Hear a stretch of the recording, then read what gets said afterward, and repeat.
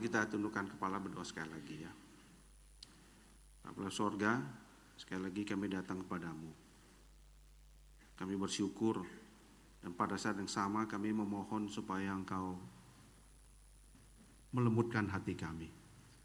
Menolong kami supaya kami dapat menenangkan hati kami. Sehingga jikalau tubuh kami di sini, maka pikiran dan hati kami juga di sini. Terbuka di hadapan Tuhan untuk diajar supaya kami sungguh menjadi orang-orang percaya yang mampu diajar dan dididik, dan semakin hari semakin bertumbuh menyerupai Tuhan kami. Kuasai kami semua, supaya semua yang harus kami dengar bukanlah dari perkataan hamba-Mu ini, tetapi dari Tuhan yang memang ingin kami semua mendengar, supaya kami semua diubahkan jadi semakin serupa dengan Tuhan kami. Dengarkanlah doa kami Bapa, oleh karena kami berdoa di dalam nama Yesus Kristus, Tuhan dan Juru Selamat kami yang hidup. Amin. Ya, Bapak Ibu dipersilakan duduk ya.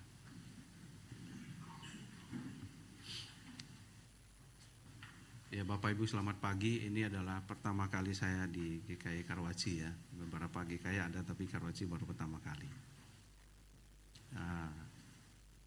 Saya kenalkan sedikitnya, nama saya Chandra ya. Sebetulnya hanya Chandra ya. Han itu ditambahkan sama imigrasi.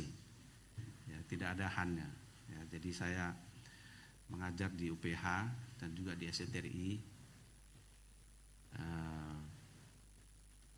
Pelayanan kalau minggu kebanyakan di Palembang ya Bapak Ibu. Sebulan kadang-kadang 2 kali, kadang-kadang 3 kali, kadang-kadang 4 kali. Tapi bukan gembala ya, saya melayani satu gereja yang tidak terbesar di sana. Walaupun gereja itu besar sekali sebetulnya, tapi di Palembang tidak besar, dan saya banyak di sana. Saya sampai bercanda sama beberapa teman di sana ya.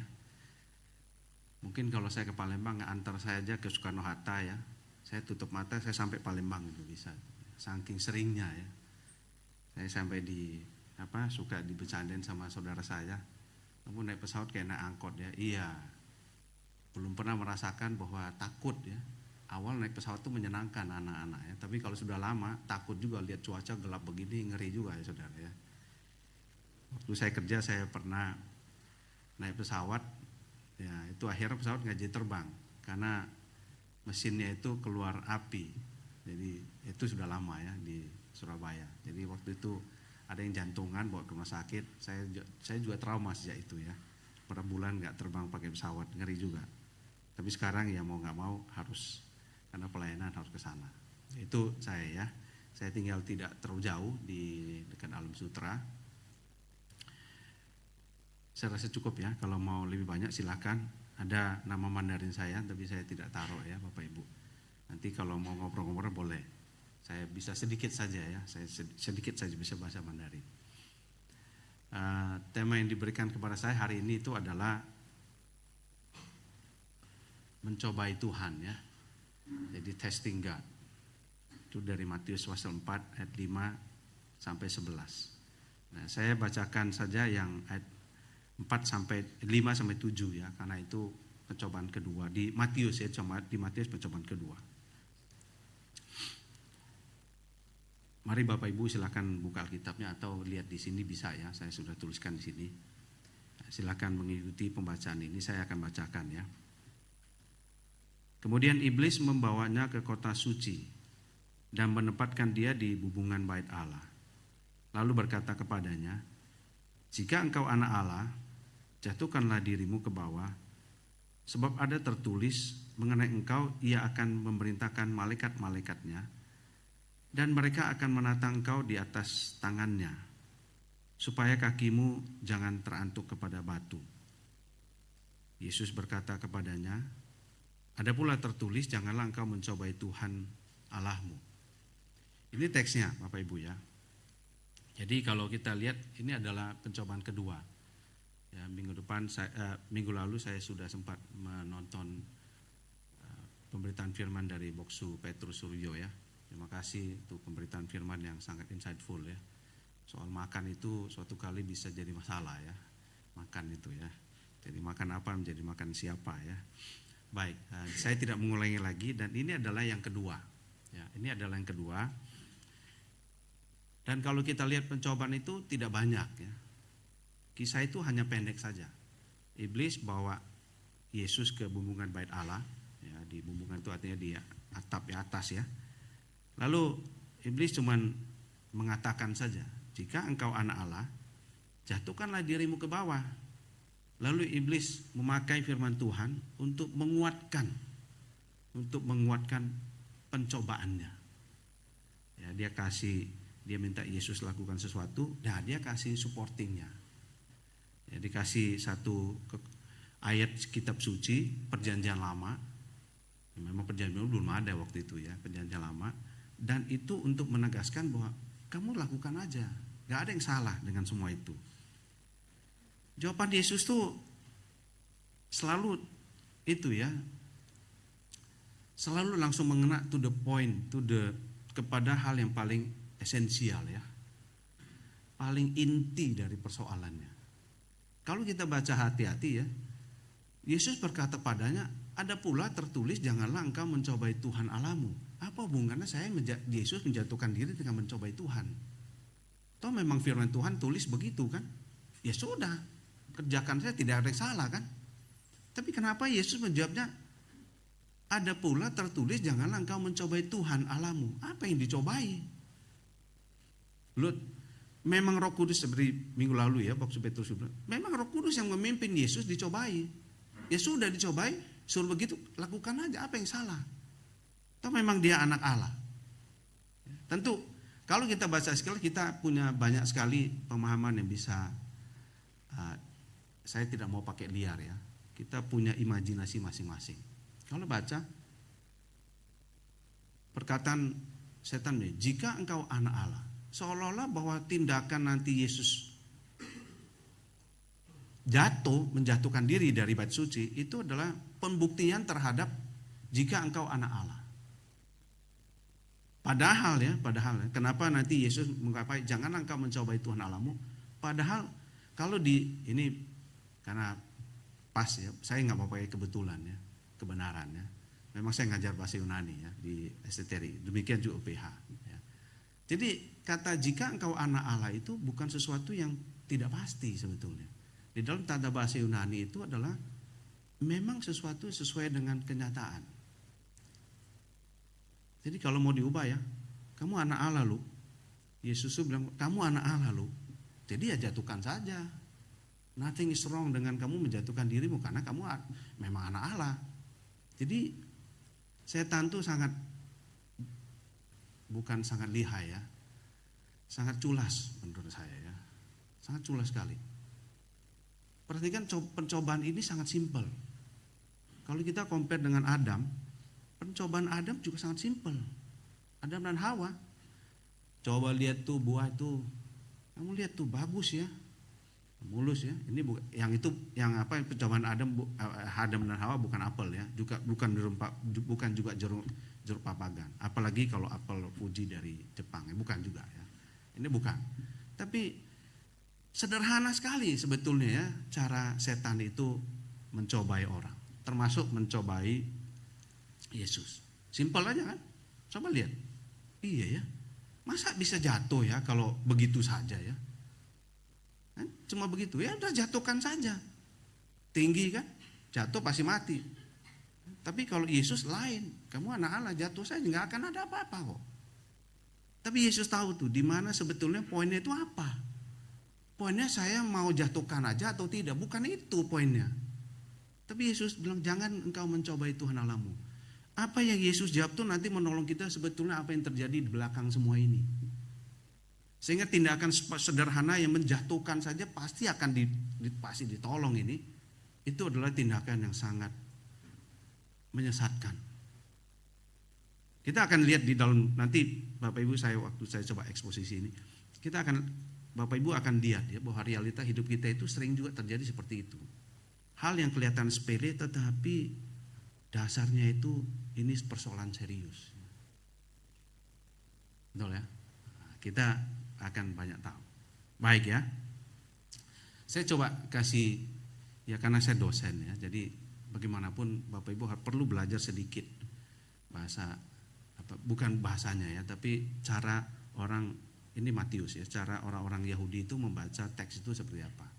Nah itu slide selanjutnya ya, coba ya, saya coba tunjukkan ya, semua nggak apa-apa. Nah ini dia. Jadi kalau Bapak Ibu lihat strukturnya, orang-orang Yahudi, Matius itu orang Yahudi. Dia kalau baca dia tidak akan seperti, tidak akan seperti ya, tapi cara dia baca secara sastra Ibrani pasti akan begini dulu. Bukan berarti tidak kronologis, bukan. Memang Injil Matius juga tidak tulis secara kronologis ya. Tapi dia akan bilang ini ya. Perhatikan struktur kisah pencobaan Yesus dari Matius 4 ayat 3 sampai 10. Nomor 1 itu, katakan kepada batu ini untuk menjadi roti. Tell the stone to be bread, ya, nanti bread ya. Itu perhatikan ya, orang yang bilang, ini universalitas dari makanan. Makanan itu semua orang butuh. Minggu lalu, silakan lihat video minggu lalu ya. Ini sangat menarik minggu lalu videonya ya. Sangat inspiratif. Terima kasih sekali lagi Boksu ya. Ini bukan memuji, memang saya sudah lihat dan saya yakin ini baik sekali ya. Ini objek yang di luar Yesus. Kamu katakan jadilah roti kepada batu ini. Ini harafiahnya sebetulnya gini ya. Katakanlah jadilah batu kepada roti. Katakanlah jadilah roti kepada batu-batu ini. Katakanlah kepada batu itu jadilah roti. Jadi objeknya itu adalah roti. Mengatakan jadi roti kepada batu ini. Ini tentang makanan yang sifat universal, semua orang butuh. Lalu Yesus jawab, manusia hidup bukan dari makanan roti saja, tapi dari perkataan yang keluar dari firman. Perhatikan, setan bicara tentang makanan yang sifatnya jasmani semua orang butuh, tapi Yesus membawa sesuatu yang jauh melampaui apa yang manusia dapat biasanya pikirkan. Hal-hal rohani, firman Tuhan yang sangat spiritual, tapi justru kita abaikan. Itu cara Yesus menjawabnya. Setan itu memakai hal-hal yang fenomenal terlihat untuk mencobai kita, tapi Yesus tahu esensinya di mana sebetulnya. Kamu bicara makan fisikmu nanti kamu mati, tapi ada makanan rohani yang fisikmu mati, tetapi nanti kamu akan dapat tubuh baru. Itu Yesus. Saya hanya mensummary dari Boksu Petrus Suryo. Yang kedua itu adalah sekarang throw yourself. Jatuhkanlah dirimu ke bawah. Perhatikan ya, yang kedua itu sangat personal. Tidak ada urusan ubah apapun, tidak ada. Ubah sesuatu objek tidak ada. Itu urusan personal Yesus, itu di dalam sendiri. Itu tidak di luar, tidak ada hubungan dengan luar, itu di dalam Yesus sendiri. Throw yourself down. Ini urusan hidup dan mati. Itu sebabnya kenapa Yesus, jangan kamu mencobai Tuhan Allahmu, karena ini urusan hidup dan mati. Perhatikan cara Yesus memahami dan menyingkapkan, yang kamu minta itu urusan spiritual semua ini. Ini urusan ketaatan kepada Allah. Ini urusan saya harus mentaati Allah atau mentaati kamu. Yang ketiga nanti sama. Ditunjukkan semua kerajaan di luar, itu objek eksternal. Semua kerajaan ditunjukkan oleh setan. Jadi kamu sujud aja menyembah, sujud aja menyembah, fall down and worship, cukup itu saja.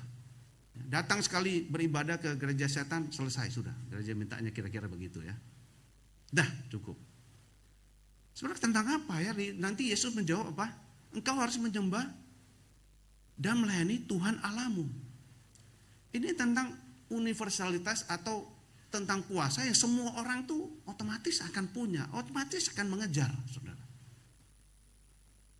Kalau tidak ada yang mengejar power, tidak ada orang mau jadi anggota DPR. Tidak ada yang mau jadi presiden, saudara. Tidak ada. Kalau memang power itu bukan sesuatu yang semua orang mau ingat, tidak ada orang mau jadi presiden.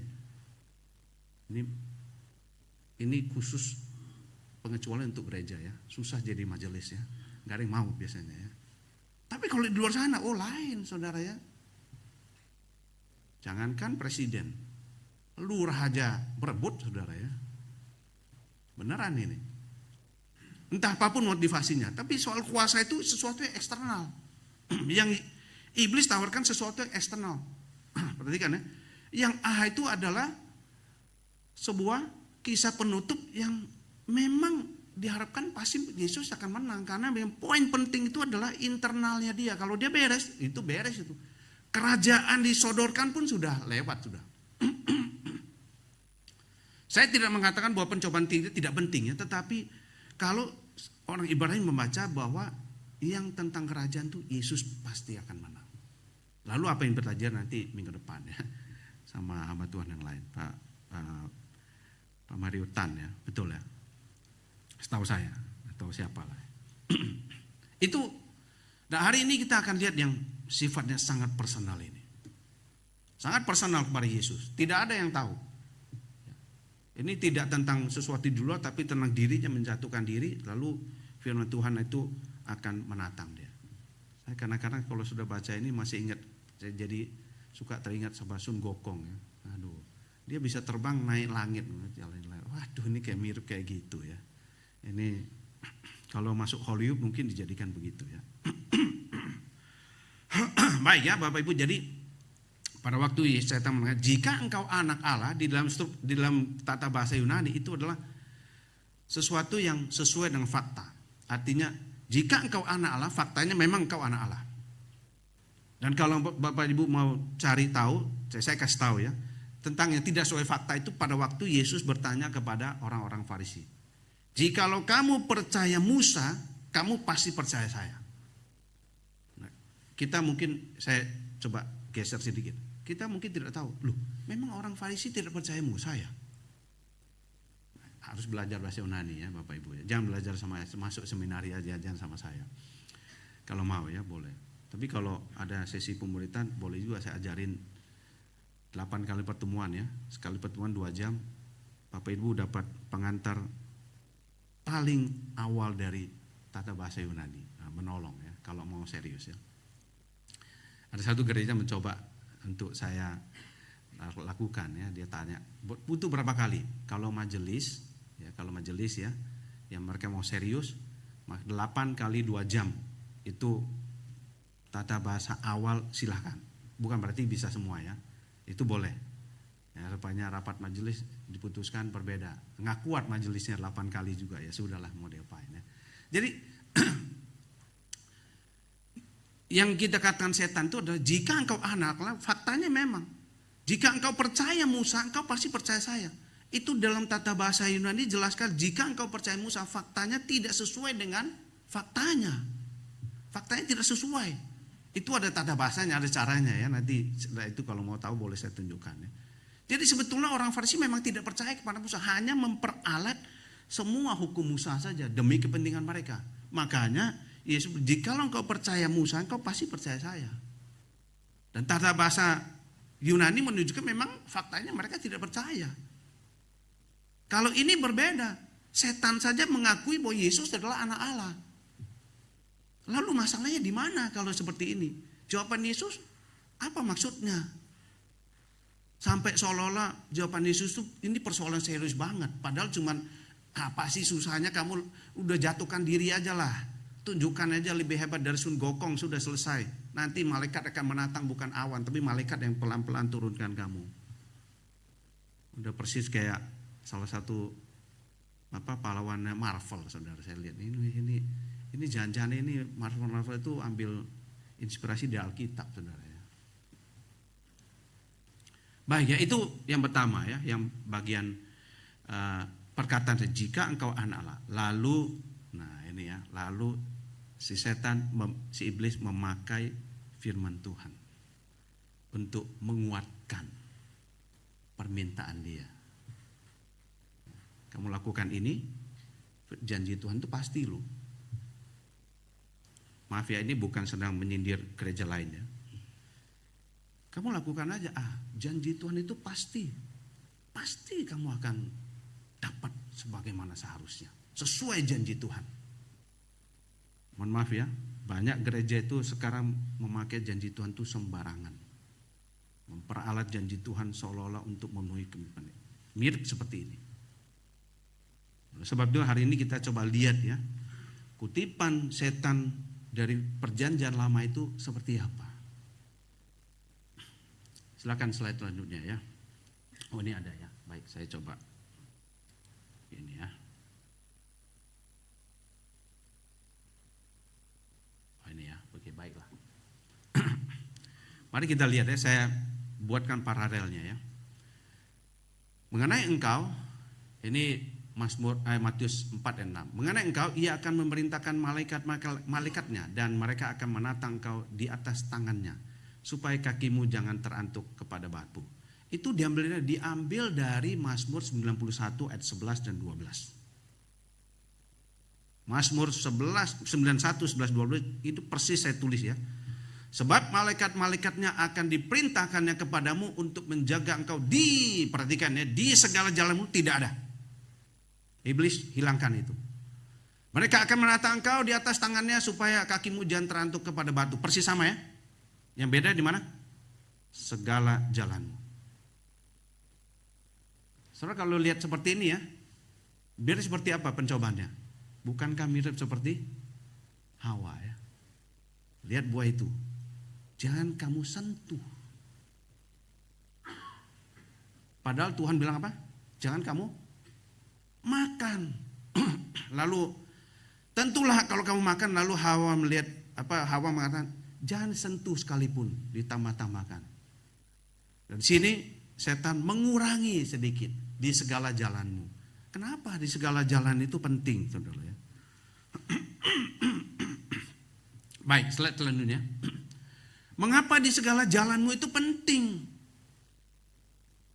Kalau kita lihat di segala jalanmu itu, ini tentang apa ini?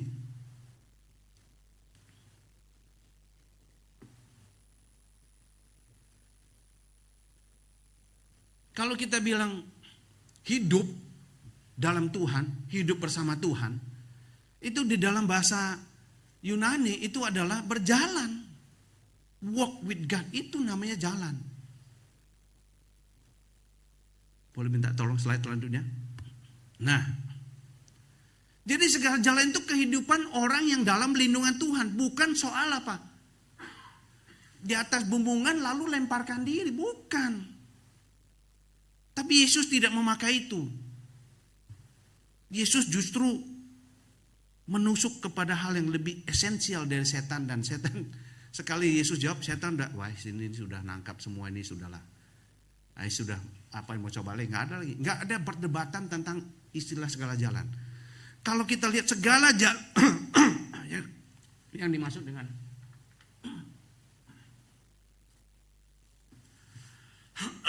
maaf ya, yang dimaksud dengan segala jalan itu kehidupan orang yang ada dalam lindungan Allah di dalam Mazmur 91 itu.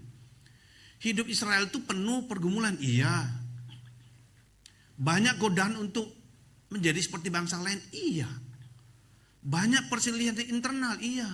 Banyak masalah motivasi yang tidak benar di hadapan Tuhan, iya. Orang dalam lindungan Tuhan itu Tuhan akan jaga hidupnya. Bukan soal naik lift ke lantai 24 langsung tes, coba jatuhkan diri. Seperti ada orang yang mencoba, saya tidak sebut lagi ya, ada yang mencoba tes supaya jadi Superman, lompat dari atas mati, melawan gravitasi. Bukan. Perhatikan ya, kenapa segala jalan itu jadi penting? Karena justru itu mengaburkan bahwa jatuhkan, bahwa malaikat Tuhan akan menatangmu segala macam di segala kondisi. Bahkan kondisi kamu sengaja buat untuk menunjukkan bahwa Tuhan itu hebat. Sebetulnya tidak perlu lagi. Itu real ya. Hidup Israel penuh pergumulan banyak.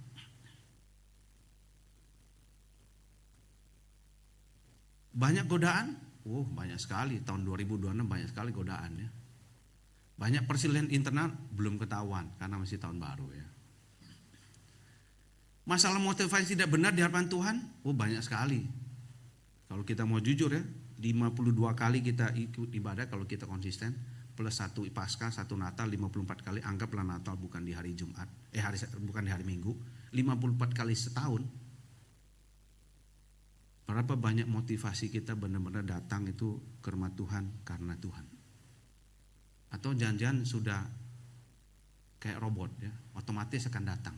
Atau jangan-jangan hanya untuk meredakan rasa bersalah. Aduh, saya orang Kristen kenapa nggak ke gereja ya? Merasa bersalah datang ke gereja. Itu banyak. Yesus sendiri juga dicobai juga bukan dalam kondisi yang sedang siap. Nggak makan 40 hari, waduh. Pikir aja nggak makan 40 hari nomor 1 keluar jadi apa? Banyak orang tidak makan 24 jam aja, 12 jam aja. Kalau sudah buka puasa itu yang dilahap nomor 1 makanan ya. Pasti itu. Nggak ada firman Tuhan baca tenang-tenang dulu, tidak ada. Kecuali mungkin di biara ya. Kalau sudah puasa 40 hari, 40 malam, anggaplah Yesus minum ya. Itu pikir aja, kita puasa seminggu aja, itu berat badan turun berapa kilo? Coba, cuma minum doang loh. Itu seminggu aja atau sebulan aja itu mungkin bisa turun 2-3 kilo tuh. Atau bahkan lebih. 40 hari, 40 malam tidak makan, cuma minum doang. Saya tidak tahu ya, saya sih nggak yakin Yesus gemuk ya. Itu puasa dalam rangka diet, bukan, pasti itu. Ya, pasti bukan itu ya. Saya rasa turun minimal tuh 10 kilo loh saudara. Kondisi yang tidak ideal untuk diuji, untuk dicobai. Kalau Bapak Ibu semua pernah kuliah ya, namanya ujian itu waktu apa? Ya waktu siap. Ini tidak tahu apa yang mau diuji. Kondisinya tidak belajar 40 hari 40 malam tiba-tiba langsung dites di ujian akhir. Waduh, berat ya saudara, berat. Tapi kita lewatkan ya. Hidup itu penuh pergumulan. Jadi ayat di dalam Mazmur itu bicara tentang apa?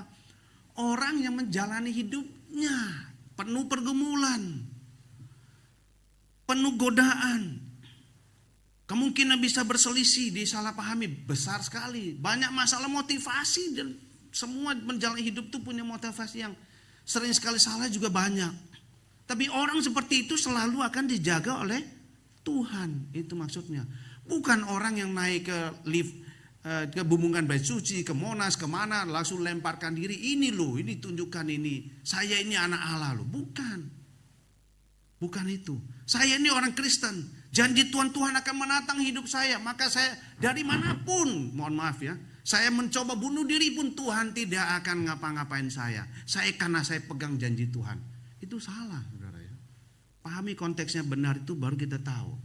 Sebetulnya sedang Mazmur itu bicara tentang seperti apa.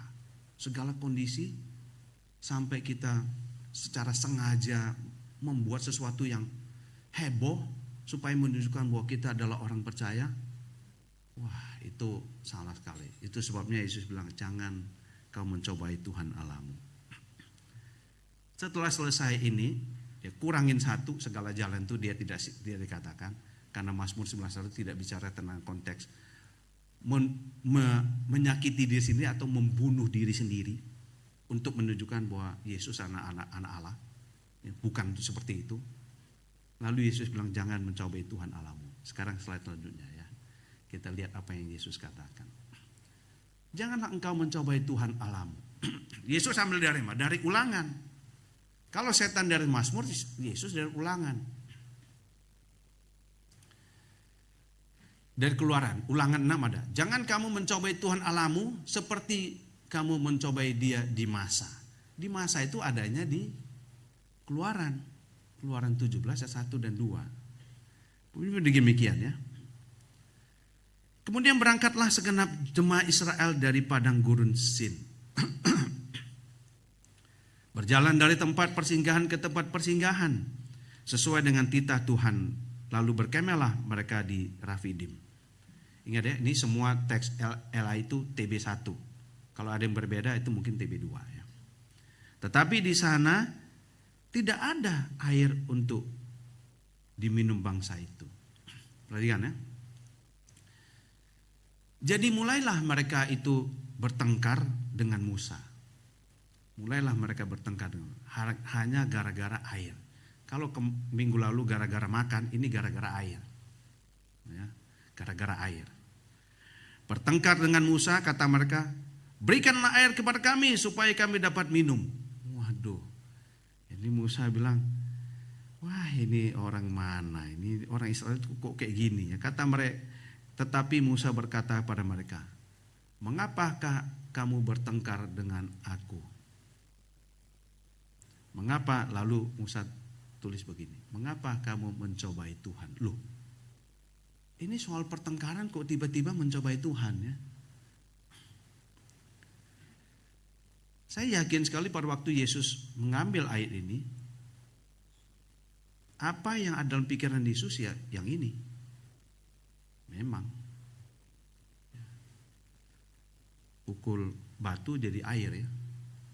Kalau kita pukul batu pakai tongkat, kemungkinan darah yang keluar karena tongkatnya patah terus keciprat kepala keluar darah. Kalau Musa tongkat pukul pakai batu keluar air. Saya kadang-kadang begini, mana ada ya.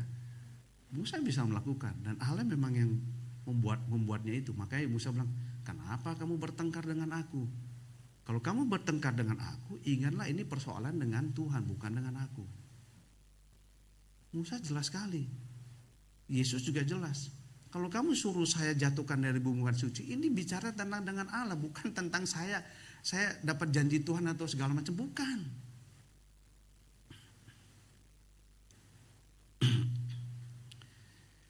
Saudara, apa yang terjadi dengan mencobai Tuhan ya?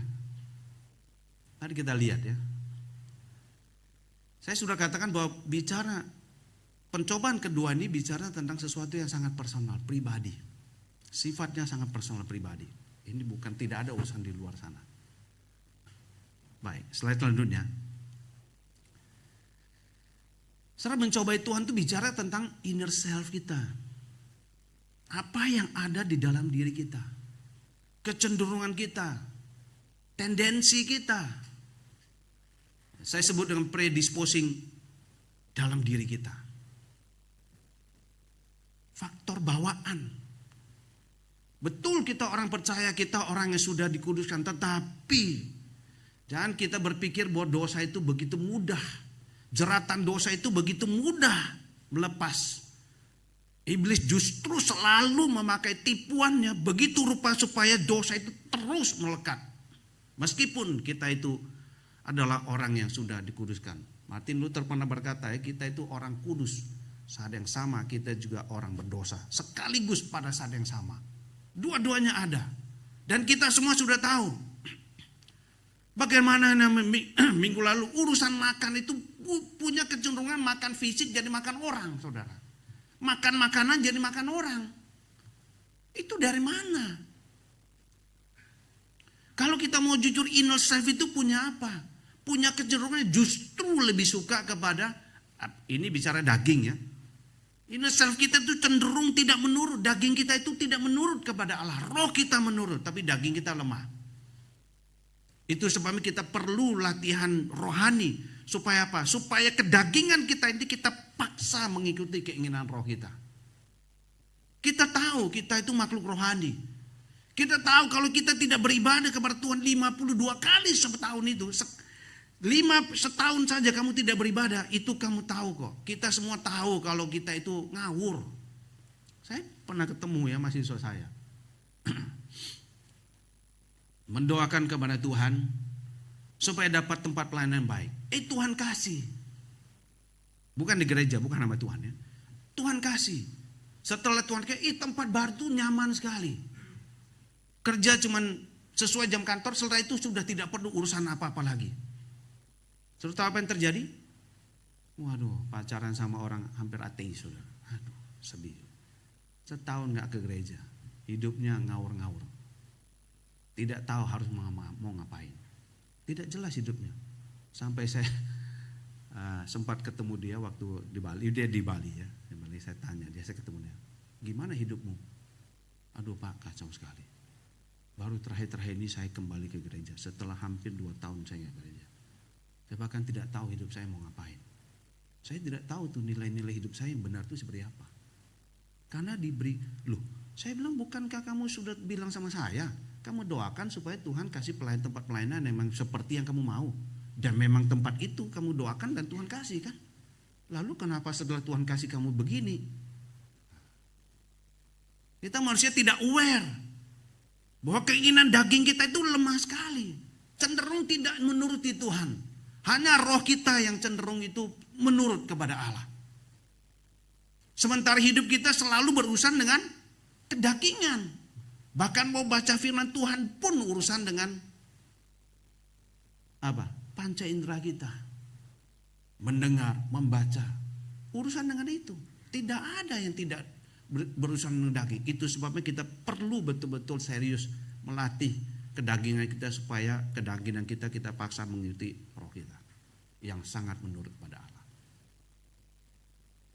Jadi apa yang setan sedang lakukan itu menggeser inner self Yesus itu dari yang taat kepada Allah itu geser sedikit supaya lakukan sesuai dengan apa yang Yesus mau, lalu Allah pasti akan melindungi. Kecenderungan kita itu ada, saudara. Tendensi untuk tidak nurut kepada Allah. Lalu inner self itu apa dari terlihat, pasti akan terlihat, saudara ya. Tidak mungkin apa yang ada dalam pikiran kita apalagi kalau yang buruk-buruk itu pasti akan muncul keluar.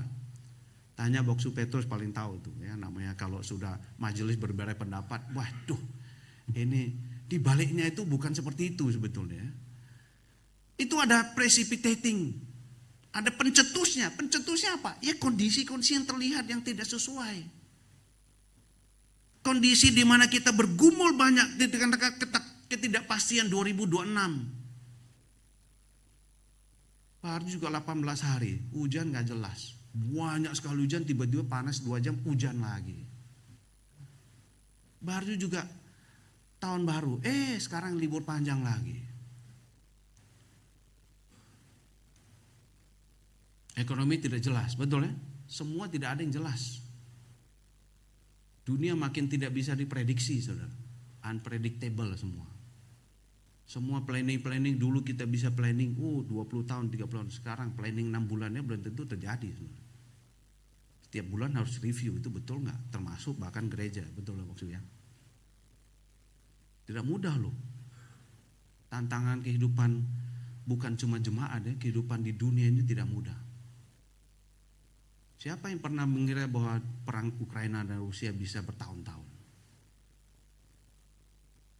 Siapa yang pernah mengira tiba-tiba, mohon maaf ya, Presiden Amerika bisa main serang Venezuela? Tambah lagi berita, itu internasional ya. Mohon maaf kalau saya harus sebutkan, bahkan MBG pun orang sekarang lansia pun harus dapat MBG. Ini apa maksudnya? Nah, itu nggak bisa prediksi semua, saudara. Unpredictable semua. Jadi butuh apa? Semua faktor pencetus di luar sana yang kita bisa akses dengan panca indera kita itu membuat kita itu struggle. Belum lagi usaha. Kerja juga sama. Gaji tetap. Kerja makin banyak. Real itu. Bukan kalau saya dosennya. Ada tuntutan dari perguruan tinggi, tuntutan negara juga makin banyak, sama. Lalu ekspresi daripada mencobai Tuhan itu apa? Tadi bertengkar, pertengkaran itu ekspresi mencobai Tuhan. Kita aja tidak aware, saudara. Bertengkar dengan orang-orang betul-betul benar di hadapan Tuhan. Bersungut-sungut, lalu mulai menyalahkan Tuhan. Tuhan sih, coba kalau menuruti apa yang saya mau. Coba kalau Tuhan penuhi janjinya, pasti akan beres. Waduh. Jadi mencobai Tuhan itu urusan spiritual, bukan urusan psikologi, bukan urusan kepribadian, bukan. Ini urusan spiritual. Ada urusannya dengan Tuhan langsung, itu namanya spiritual. Ada kaitan langsung dengan Tuhan. Tindakan permintaan iblis supaya Yesus menjatuhkan diri itu ada urusannya dengan Tuhan langsung. Iblis sedang mencoba menggeser kerohanian Yesus yang menurut kepada Allah untuk geser sedikit saja. Dengan kondisi yang tidak ideal untuk diuji, roti nggak bisa, ya sudahlah, kok kamu juga udah lemas kan. Saya tidak tahu cara iblis membawa Yesus ke naik bumbungan bait suci ya. Mau minta izin ke imam besarnya susah saudara ya. Saya nggak tahu lewat pintu belakang pelan-pelan pakai awan naik, saya nggak tahu juga. Itu hanya hayalan saudara ya. Tapi udah bawa ke sampai sana. Kalau memang bawanya itu dengan tangga pelan-pelan naik, ya puasa 40 hari naik tangga. Ingat bait suci itu bukan 2 lantai loh ya, nggak ada lift masa itu, eskalator juga nggak ada, harus jalan kaki. Kalau tangganya bikinnya modern zaman sekarang, ada standarnya berapa ukurannya supaya kalau orang yang secara fisik itu kita sebut yang disable itu ya bisa naik. Mungkin juga bukan rem. Saya rasa mungkin bagi saya. Seperti tangganya di Great Wall China. Saya pernah ke sana. Saudara tahu tangganya setinggi apa? Segini saya. Sekarang naik, waduh. Saya paksain diri saya waktu itu masih muda waktu itu. Ya bukan muda banget ya, saya paksain. Turun saya hitung 1150 langkah. Apa yang terjadi? 1 minggu kaki saya kaku saudara. Turun loh.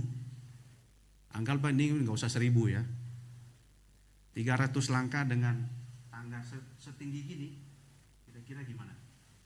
Setelah puasa 40 hari naik tangga. Belum dapat makan nih saudara. Karena tidak jadi kan. Batu jadi roti nggak jadi tuh. Belum. Suruh naik ke sana.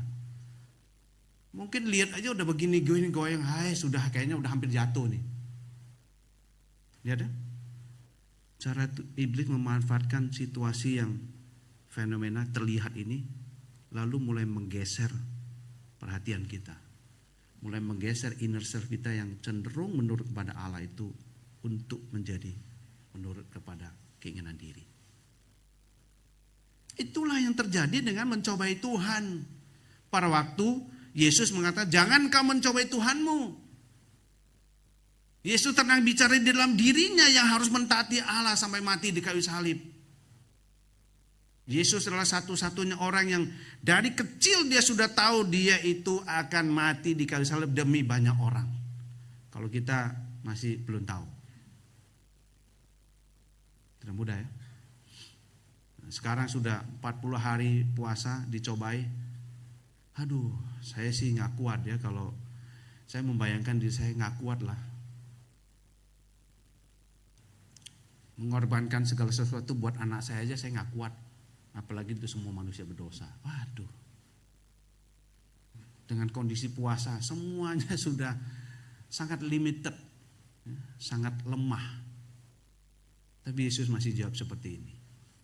Ini yang sedang terjadi dalam mencobai Tuhan. Jadi slide selanjutnya, mari kita lihat ya. Jadi kapan itu kita mencobai Tuhan? Kita akan mencobai Tuhan pada waktu kesulitan. Waktu merasa ada bagian-bagian sudah mulai putus asa. Waktu kita lihat semua jauh dari harapan kita. Terasing dari Allah. Lalu kita mencoba menjadi Allah. Itu real saudara dalam diri kita ini. Mari kalau kita jujur dengan hidup kita, banyak kesulitan, banyak sekali. Banyak perasaan-perasaan stres, hampir putus asa, banyak. Jauh dari pengharapan, banyak sekali. Lalu merasa terasing dari Allah. Perhatikan semua situasi itu akan membuat kita untuk mencobai Tuhan. Memangnya Tuhan kau tidak bisa menyembuhkan aku kah? Bukankah engkau berjanji akan memelihara hidupku? Waktu si istri saya, mohon maaf saya belum minta izin istri, tapi saya akan katakan, istri operasi dalam 3 tahun itu total itu 7 kali operasi, 2 kali operasi besar. Itu seharusnya tidak boleh saudara ya. Waktu operasi besar kedua, dia bilang begini ya, dia bilang, Chandra, kamu ini kan hamba Tuhan. Bisa nggak kamu doakan supaya saya dapat keajaiban juga? Waduh, saya juga bingung gimana jawabnya ya. Orang itu juga tidak mudah ya, harus kalau mengalami 2 kali operasi besar dalam 3 tahun. 1 8 jam, 1 10 jam. Operasi kecilnya itu 5 kali. Setiap 6 bulan operasi kecil. Waduh, itu nggak tahan ya. Saya tahu kok apa yang dalam pikirannya. Ingat janji Tuhan itu pasti akan pelihara. Tapi kenapa kondisinya tidak sesuai dengan jauh dari apa yang saya harapkan. Itu tentang penyakit. Tapi tentang relasi, nanti ekspresinya apa? Itu bertengkar dengan orang lain. Di antara sesama orang percaya mulai bertengkar, saudara. Apa sih bertengkar itu apa sih?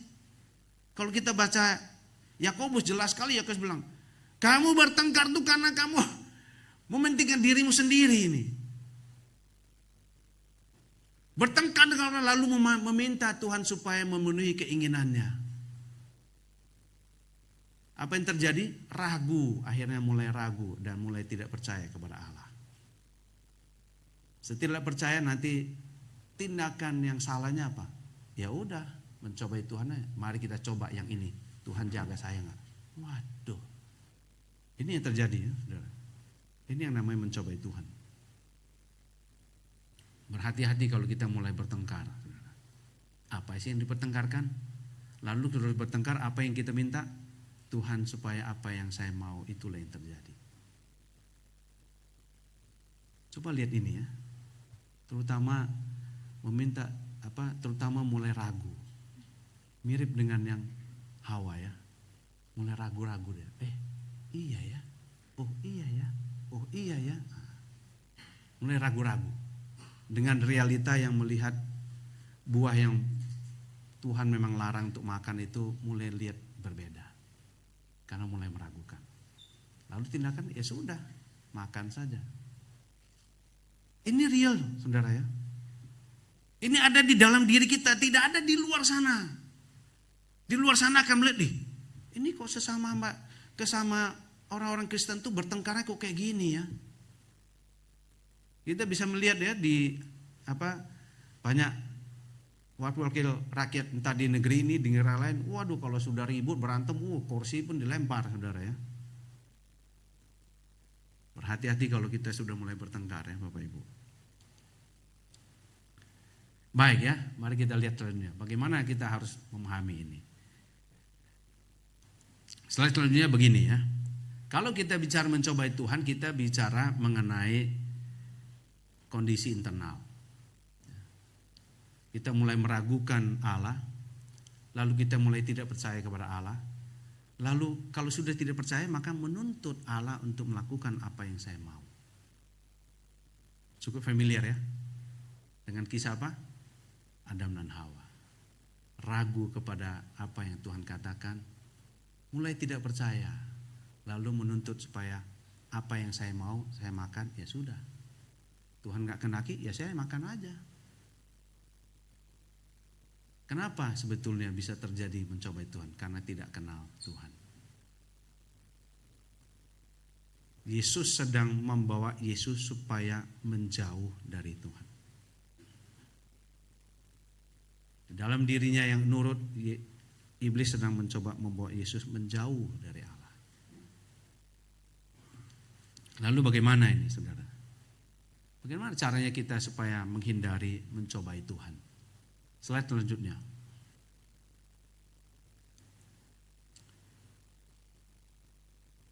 Kalau mau menghindari mencobai Tuhan,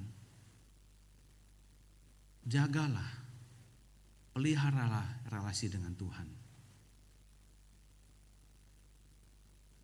Caranya gimana spesifiknya? Itu menjaga, mempertahankan hubungan dengan Tuhan itu agak abstrak saudara ya. Praktisnya gimana? Ya spend time. Kalau kamu mau mengenal pasanganmu, spend time. Mau kenalanmu, spend time dengan anakmu. Makin kamu tidak spend time dengan anakmu, hilang anakmu itu. Tanya, Boksu paling tahu. Bagaimana caranya itu mengenal jemaat? Ya spend time dengan jemaat, disapa. Saya kaget juga tadi ya, duduk contoh canda, mohon maaf saya sapa-sapa jemaat dulu. Oh silakan, kaget juga saya. Itu dia, berikan waktu. Kalau mau kenal doa, berikan waktu. Berikan waktu lebih banyak untuk firman Tuhan.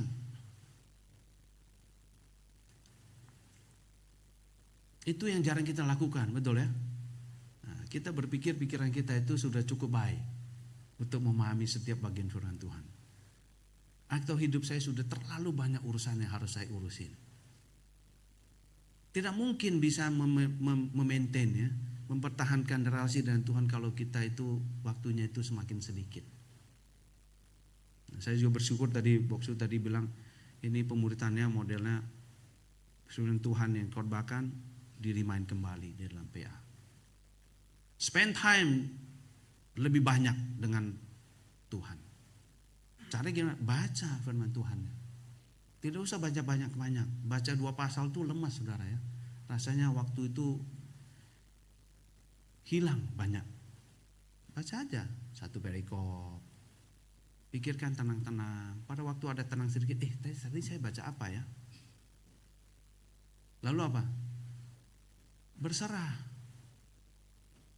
Berserah itu penting saudara ya. Berserah itu apa? Tanya apa yang Tuhan ingin ajarkan kepada saya. Selalu menjadi orang yang bisa dididik, diajar oleh Tuhan.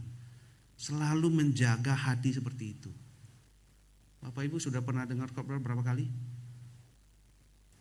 Saya khotbah di sini, Pak Boksu Petrus itu mungkin 1 paragraf pertama saya ngomong, Pak Boksu Petrus sudah bisa menebak tuh saya ngomong apa ya. Karena sudah terlalu banyak khotbahnya.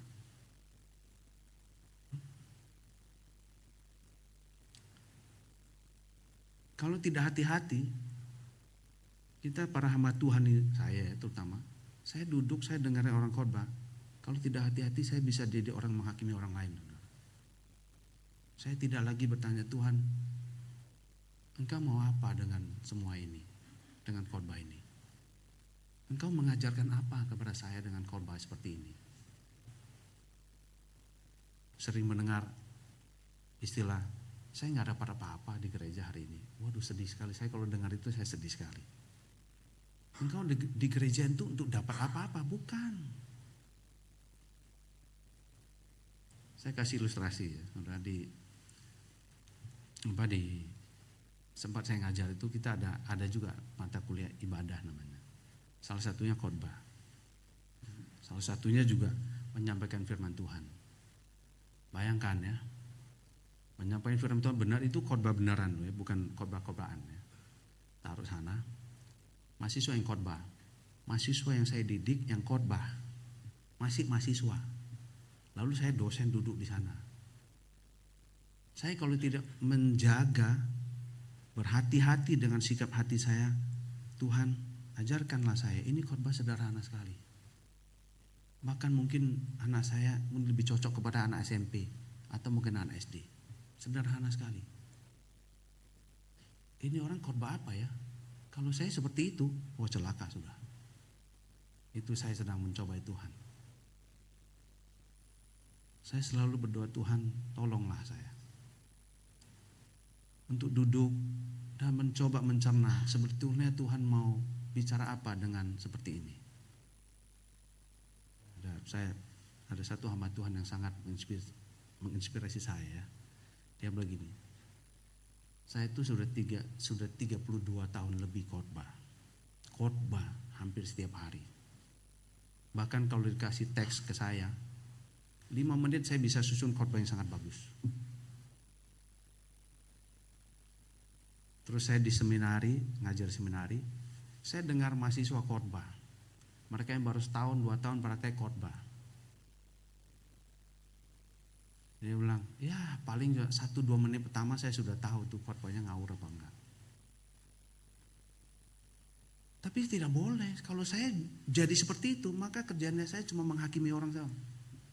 Kerjaan saya cuma mencobai Tuhan. Tidak percaya bahwa Tuhan berkuasa dengan khotbah yang paling sederhana sekalipun. Pelajari namanya Jonathan Edwards. Dia khotbah itu, ini ada bukunya tipis ya.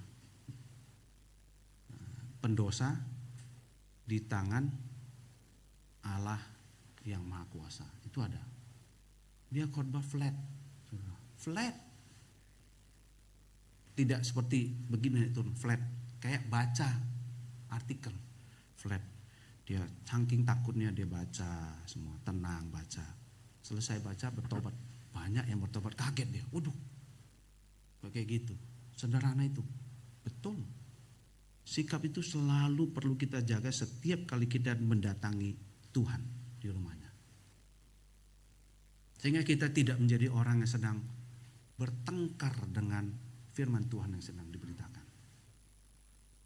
Lalu apa? Setelah menyerah apa? Ingat semua kasih setianya yang tak terbatas itu, yang kekal adanya.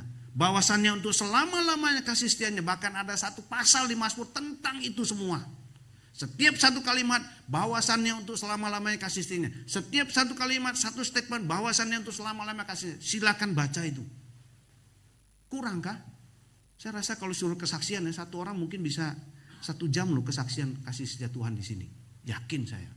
Banyak sekali. Lalu yang terakhir apa? Kalau mau menjauh dari mencobai Tuhan, maka mintalah anugerahnya untuk hidup.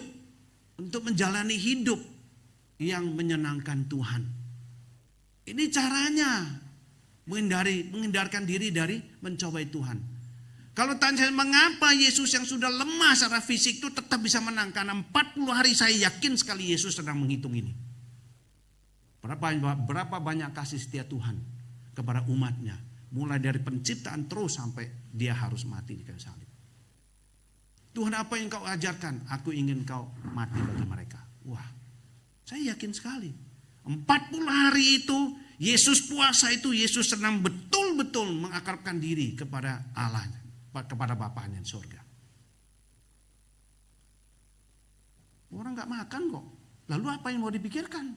Mau buka puasa? Orang gak ada. 40 hari, 40 malam. Ya. Silakan, 44 malam itu angka yang penting ya. Itu sebabnya Yesus bisa menang. Karena ini juga yang Yesus lakukan waktu dia puasa. Bukan berarti kita juga spend 40 hari puasa maka jadi kayak Yesus, bukan. Sisihkan waktu banyak untuk Tuhan. Yesus mengenal Allahnya secara pribadi. Itu sebabnya dia percaya kepada Allahnya. Dan dia tidak pernah meragukannya.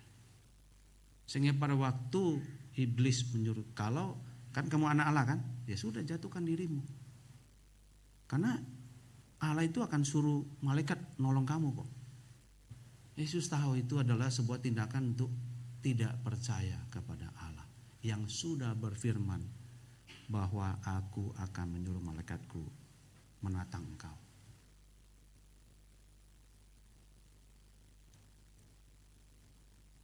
Mari mohon izin untuk saya memberikan beberapa pertanyaan refleksi ya buat kita semua. Ini dia. Apakah kita mengenal Allah kita secara personal? Iya ya. Sebetulnya saya secara pribadi saya kenal Tuhan saya apa enggak? Jangan-jangan saya kalau kenal Tuhan saya kenal Tuhan saya sebagai dukun. Tukang penyembuh penyakit, saudara. Atau tukang ramal. Gawat. Apakah saya memang memberikan waktu ya, spend my time ya, menghabiskan waktu saya untuk mengenal dia? Atau sebetulnya saya menghabiskan waktu saya untuk memperalat dia? Waktu baca firman Tuhan, apa yang kita baca? Nah ini pas nih buat kondisi saya, menolong saya. Waduh. Atau memang kita kenal Tuhan kita? Yesus kenal Bapaknya, sangat kenal. Permulaan paling berat itu di Taman Getsemani. Kalau bisa, biarlah sawan ini berlalu. Dia itu pribadi kedua loh, dia bisa tolak. Tapi dia tidak tolak. Dia sangat percaya. Apakah aku percaya kepada dia lebih dan lebih lagi setiap kali selesai saya menjalani 1 tahun bersama Tuhan?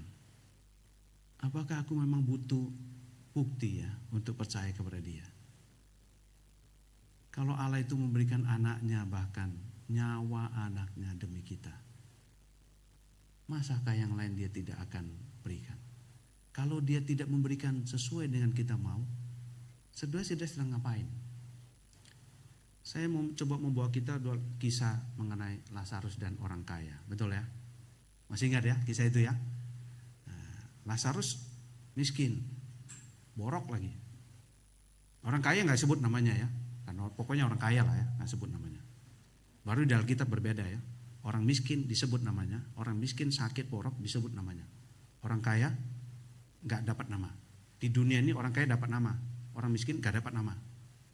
Alkitab beda ya, walaupun nggak semua dapat nama juga ya. Orang kaya ini dapat semuanya, Lazarus tuh nggak dapat. Sampai mati pun tetap boroknya ada. Dijilat anjing, betul, nggak terima apapun yang baik. Ngemis-ngemis di rumah orang kaya, aduh. Saya mencoba membuat ilustrasi zaman sekarang ya. Si orang kaya itu mungkin medical check up tuh tiap 2 bulan, tiap 3 bulan. Mati juga dua-duanya. Lazarus mati mengenaskan, orang kaya mungkin matinya normal. Mungkin ya, saya tidak tahu karena kitab tidak catat. Saya hanya membawa kita berimajinasi. Dua-duanya mati. Satu di mana? Satu di pangkuan Abraham, satu walah. Satu ada di tempat yang tidak bisa diseberangi. Oh, setelah selesai hidup ini baru kita tahu apa yang terjadi. Kalau Tuhan bahkan tidak menolong kita pun sampai lewat, sampai betul-betul kita mati, maka kita tahu setelah bersama Tuhan baru kita lihat semuanya dengan baik. Kalau kita mau jujur ya, 12 rasul itu tidak ada yang hidupnya itu aman-aman. 12 rasul. Jangan berpikir Yohanes yang ditaruh di Pulau Patmos itu hidupnya sangat nyaman. Bayangkan ya, taruh di pulau sendirian. Mohon maaf ya, itu bukan zaman modern sekarang. Kalau zaman modern sekarang mungkin Yohanes bilang, tolong kasih saya kail biar saya pancing ikan, biar makan ikan. Nggak ada, taruh di satu pulau sendiri. Bisa stres tuh. Pernah lihat film Tom Hanks yang terdampar di laut? Hampir apa? Dia bikin bola, bikin mata, ngobrol-ngobrol sama bola. Bisa gila dia sendirian. Yohanes di Pulau Patmos kalau sendirian bisa gila. Mungkin laba-laba aja takut sama dia. Waduh, ini gue bisa dimakan ini. Stres orang kalau sendiri. Beneran.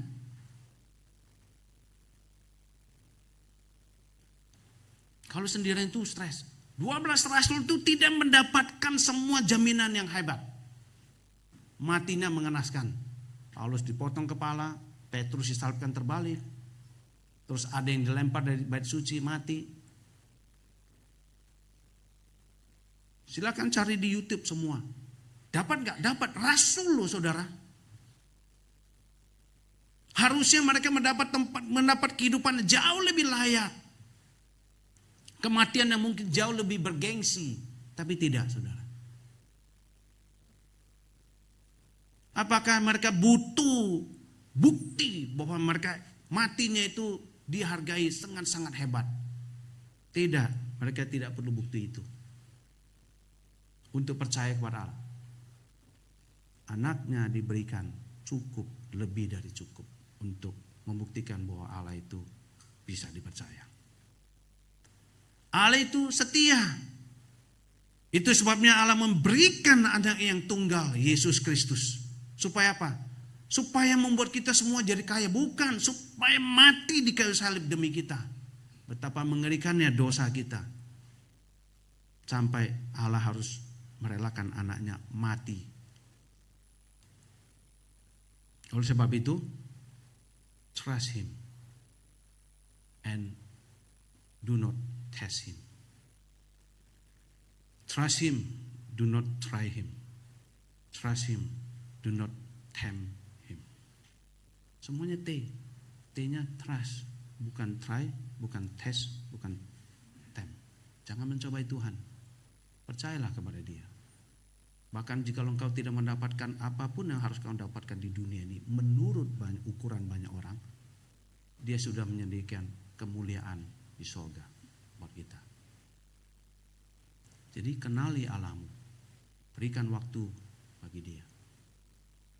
Setiap kali baca Alkitab, Tuhan, iya ya, Saya selama ini salah mengenal engkau.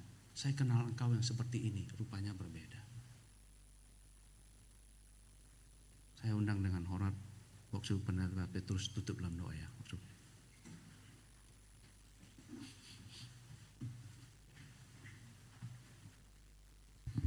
Mari kita berdoa. Bapa di surga, terima kasih. Hari ini firman-Mu mengingatkan kami untuk sungguh-sungguh mempercayakan hidup kami kepada Tuhan yang mengasihi kami, Tuhan yang berdaulat. Kami serahkan hidup kami di tahun ini dalam pemeliharaan Tuhan. Di dalam nama Tuhan Yesus kami berdoa. Amin.